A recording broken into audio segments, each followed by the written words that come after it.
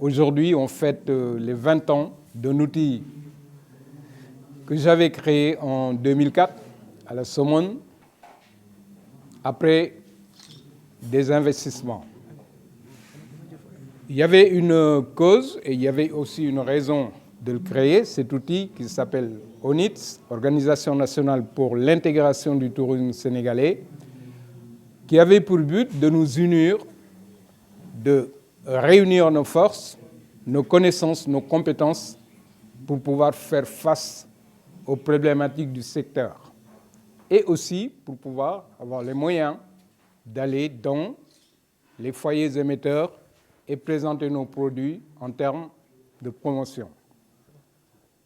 Nous avons aussi comme mission de quelques objectifs qui étaient de créer un tourisme, un salon interrégional. Ça aussi, on l'avait fait avec nos frères gambiens, qui s'appelait le Mboka. On en a fait 4 à la place de l'Indépendance, à la mairie de Dakar, ici à Thiès, à la promenade des Thiessois, et puis en Gambie aussi. Donc c'est un outil qui était très bien, qu'on va d'abord reprendre, parce que le pays a connu des soubresauts. Il y a eu déjà Ebola, il y a eu le Covid, et puis il y a les problèmes sociopolitiques qui ont fait qu'il y a eu un temps d'arrêt. L'autre objectif, c'était d'aller dans le cadre de la formation professionnelle des jeunes.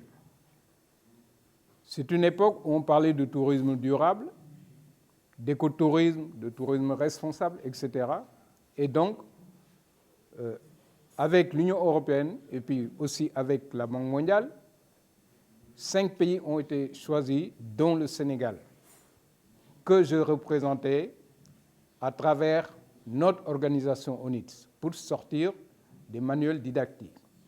Les manuels sont là, ils ont été livrés en 2012, ils sont dans les écoles, dans quelques écoles de tourisme. Ça a été agréé par M. Libassian de l'Université Cheikh Anta Diop, et donc ça marche très bien.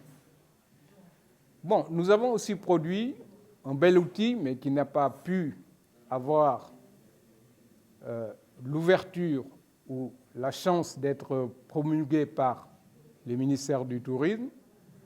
C'était de voir comment les Sénégalais pouvaient aller dans les structures hôtelières, mais avec une formule différente de celle qui a été proposée tout le temps, c'est-à-dire moins 50% pour le Sénégalais, et ça ne marche pas. Parce que l'hôtel privé ne marche pas sur ces hypothèses. Mais sinon, nous avons travaillé sur quelque chose qui peut le faire marcher. Bon, ensuite, il y a, dans le cadre de la formation, ici, il y a à 500 mètres, il y a une école d'application, élite école hôtelière de Thiès, qui forme des jeunes en CAP et en BP. Bon, cette école est suite à ce projet d'études d'opportunité du tourisme durable. Et aujourd'hui, le Sénégal connaît un autre visage dans le cadre de la politique, parce que c'est un autre gouvernement qui est là, qui est différent de tout ce qui a pu diriger le pays et qui est venu avec un projet. Ce projet parle d'un sujet qui nous intéresse, parce que nous sommes ancrés dans ce sujet-là depuis ces 20 ans.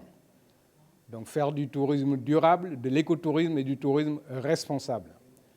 De l'écotourisme qui entretient les espaces naturels, qui sauvegarde les ressources naturelles et qui fait un tourisme beaucoup plus humain en réduisant la pauvreté, surtout dans le milieu rural. Et donc, ONITS y adhère. Nous allons repenser ONITS, nous allons impliquer davantage d'autres créneaux du secteur et surtout des jeunes. Parce que, vous savez, vous créez une petite infrastructure touristique, hôtelière, en milieu rural, ou on va dire dans les terroirs, on va dire, dans l'arrière-pays. Et vous savez, vous créez tout de suite minimum 10 emplois. Pourquoi 10 emplois? Parce que si vous voulez faire de la bonne prestation, parce que notre métier est prestation de service pour 80%. Et donc, il faut, à la réception du personnel, il faut dans les chambres du personnel, la cuisine, il faut du personnel, le restaurant, il faut du personnel, s'il y a une piscine, il faut une piscine. Vous voyez, donc, c'est un métier pourvoyeur d'emploi. Et comme il est pourvoyeur d'emploi, surtout d'emplois jeunes, moi, j'invite tous les Sénégalais à appuyer ce métier, ce créneau, pour pouvoir résoudre le problème, au moins d'une partie de certains jeunes en milieu rural. Ça, c'est important. Bon, ensuite, on va accompagner aussi, je pense, la politique qui va se faire. Bon, personnellement, de ma part, je vais accompagner. Pourquoi? Parce que je crois que notre pays est aujourd'hui à la croisée d'une Afrique émancipée.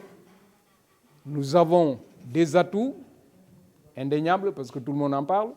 Mais maintenant, comme tout le monde en parle, tout le monde le connaît, il faut être pragmatique et mettre des projets concrets pour pouvoir avancer.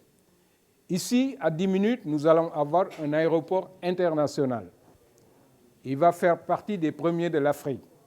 Donc je crois que Thiès a un atout important et essentiel qu'il faut penser, qu'il faut encourager et qu'il faut aussi accompagner pour l'avenir des jeunes. Vous savez, moi j'avais dit ici, à Loucagne par exemple, ça fait 30 ans que je le dis, à Loucagne peut être un berceau de tourisme intégré. Pourquoi? Parce que le paysage, il est fait pour ça. Des petites structures vont faire marcher le maraîchage, le transport, l'artisanat, etc. Surtout que notre artisanat ici, à Thiès, bon, il est à requalifier. Et c'est très bien qu'aujourd'hui, on nous amène l'artisanat et le tourisme dans la même tutelle. J'applaudis.